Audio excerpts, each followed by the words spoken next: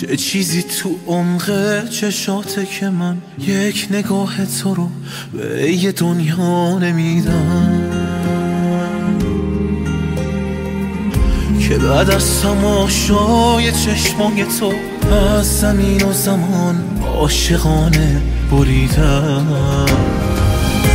تو با کل رویای من اومدی تا تو 30 سالگی باورم زیر و روشه،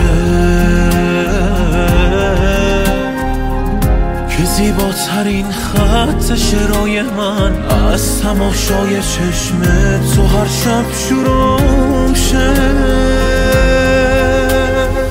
اومدی تا بره فصل دیوونگی، شدی آرامش کل این زندگی.